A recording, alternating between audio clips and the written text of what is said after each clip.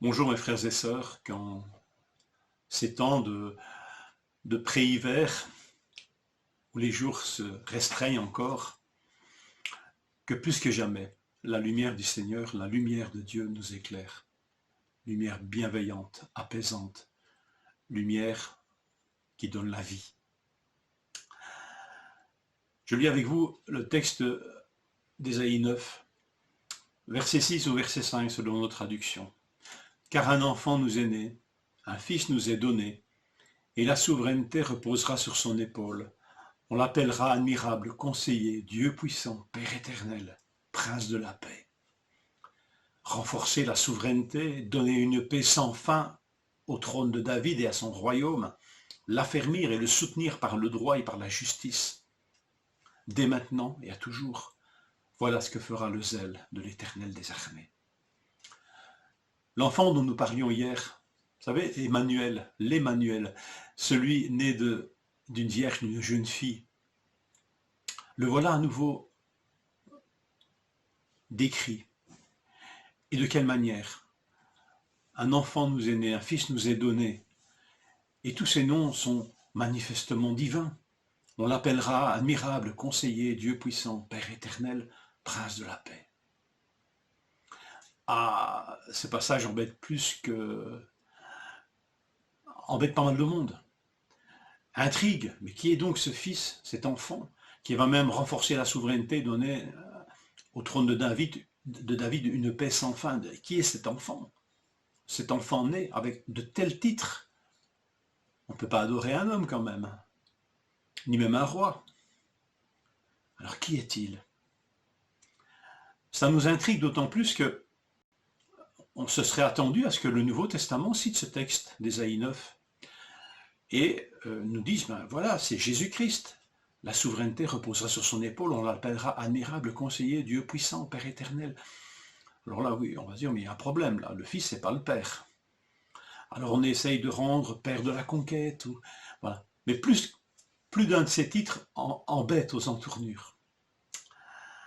Alors qui est-il? Qui est ce Fils?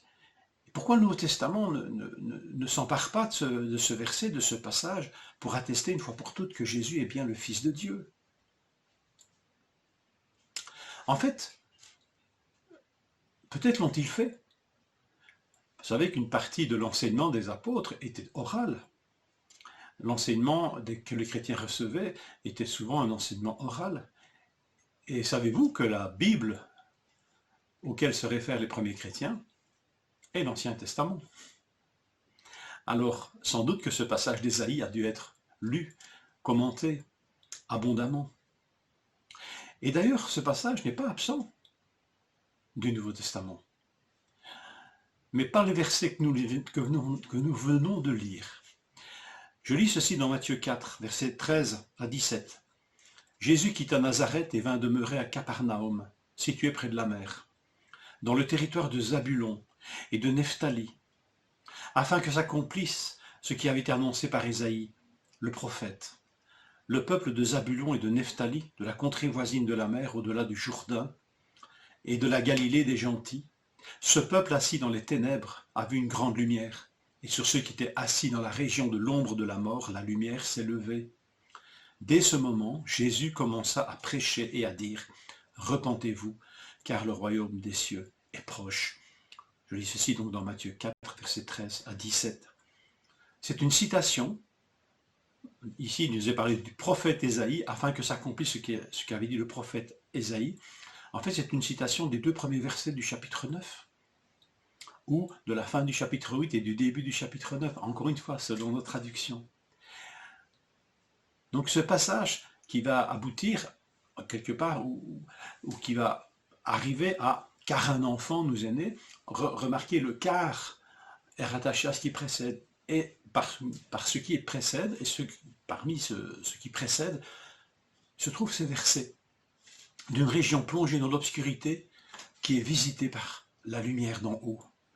Une région plongée dans des ténèbres spirituelles, on pourrait dire même des ténèbres démoniaques, morales, psychologiques, dirait-on aujourd'hui. Voilà, une région enténébrée, avec tant de malheurs vécus dans toutes les familles. Cette région est visitée par cette lumière, car un enfant nous est né. La question demeure, qui est donc cet enfant? Et l'Évangile, ne citant pas Ésaïe 9, 6, cite les premiers versets d'Ésaïe 9, et peut-être nous entraîne à une analogie, une réflexion, à un rapprochement entre les deux textes. Cette région enténébrée est visitée par qui? Elle est visitée par l'enfant qui nous est né dans Ésaïe. Et elle est visitée par Jésus-Christ dans l'évangile de Matthieu. Faites donc le rapprochement. L'enfant qui nous est né, c'est Jésus-Christ.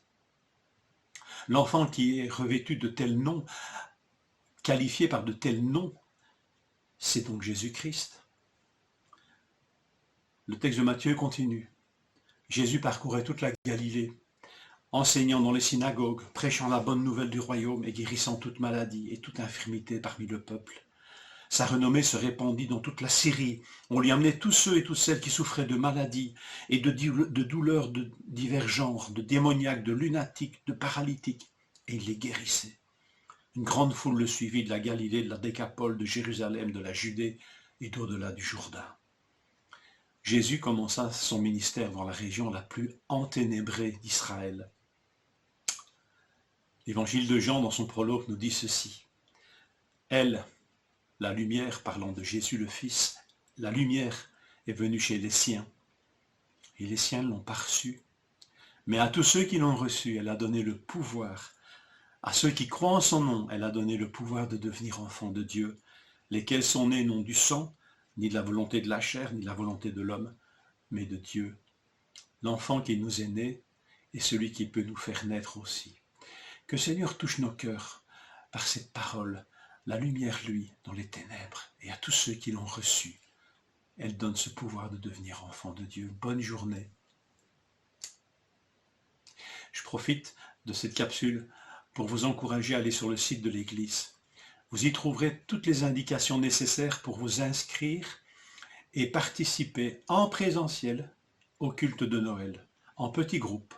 Vous avez reçu un courrier avec nos bons vœux pour cette Noël 2020.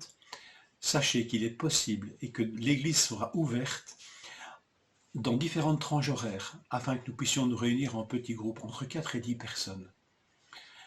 Allez sur le site de l'Église, suivez les indications, vous y serez bien accueillis et vous pourrez voir le calendrier d'inscription et les modalités d'inscription. Je vous invite vraiment à y aller, www.epn-namur en un mot, avec un seul N pour EPN et Namur.be. Que le Seigneur vous bénisse.